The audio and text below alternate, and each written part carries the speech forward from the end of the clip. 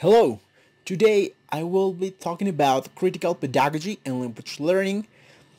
This presentation is based on theory and also experiences uh, by me in my teaching practicum and my life as a teacher in an institute of languages, and also including some experiences I had working as a teacher for private lessons.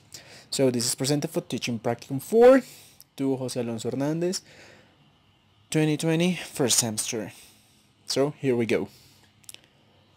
First of all, we have to define what is critical pedagogy. So, according to some theoreticians, as Riasati and Mollet, 2012, it consists on understanding the teaching and learning processes under certain principles that allow students to be critical. So, if in order to achieve the goals proposed by critical pedagogy, we need to look for those spaces in the classroom that allow learners to have some critical points of view around some topics that affect society and the context they live in. Following this idea, O'Brien 2018 suggests that critical pedagogy promotes critical thinking. So it is highly important to develop this ability with our students, because at the moment of creating these spaces where students are able to share their thoughts, they also must be able to think in a deeper way that allow them to be conscious about their thoughts, what they express, what they can give to society, and what they perceive about what society is, and maybe some changes it needs according to their thinking. Besides, Sean 2018 points out that critical pedagogy invites us into debates and some other fruitful activities. As teachers, right, we are in charge of promoting these kind of activities that allow students to have these safe spaces to share their thoughts, to expand, to broaden their horizons, right? It is highly important at the moment of having critical pedagogy in the classroom that the teacher is able to understand these spaces as the opportunity to create citizens of society that are critical, that are in charge of their own learning as well, but also people who are aware of what society is and some problematics that they live day by day. So, taking into account this kind of exercises like debates helps teachers to create these learning environments in which students feel safe, and also they can expand on their different topics. Therefore, and according to some theoreticians, as mentioned before, uh, critical pedagogy should be understood as an approach that promotes active participation, and which aim is to create and to raise critic human beings, and we mean our students. Sometimes it is perceived like being critic, it is being against of all what society is, but as teachers we have this responsibility of allowing students to have deeper thinking processes in which they discover what society needs, and they become useful members for society. So, critical pedagogy adds a critical point at some critical points of view on learning processes.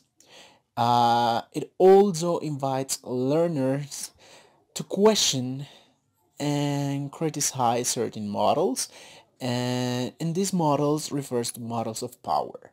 So as society we have been taught that we must obey certain centers of power that want to impose certain points of view instead of opening a space for dialogue around this. And also it promotes participation in society, and participation like the one we aim with this is to have conscious participation, because by having students who are aware of their context and their society, it's highly useful at the moment of creating these spaces with critical pedagogy in it. So when it comes to language learning, and talking from my perspective as a language teacher, as an EFL teacher, so it helps us to bring real context to the classroom, because we deal with real problems from our students, and that also helps to promote this learning of the second language. Why? Because when people are interested on creating these spaces and working on topics they are interested in and they actually affect them, they tend to be more likely to participate and to take to the classroom lots of new information and life experiences that help to um, not only know the culture and context, but also to be aware of what is happening. It also create learners who are aware of social problematics, as I've mentioned before, improve teaching and learning processes, because by using the language, and in this case the language as a tool, um, to approach this um, kind of dialogues, we take advantage of what a language is. It is actually, it is a tool for communication, and we are communicating, but talking about something that is highly remarkable for students, which is context. Conceives the student as an individual. So this also has to do with education, and that perceives students as a whole. No, but they are independent human beings, and it also question power, as I mentioned before. So my personal experiences as a teacher is that when you take to the classroom topics that are at some point connected with students' daily lives, such as politics or social issues, they tend to be more participating, and we have to be aware of that. We must give them a voice to our students. We must allow them to speak, to think, to go beyond. And that's what I think. And some key elements, and as I mentioned before, it is a matter of having this door of information and dialogue open.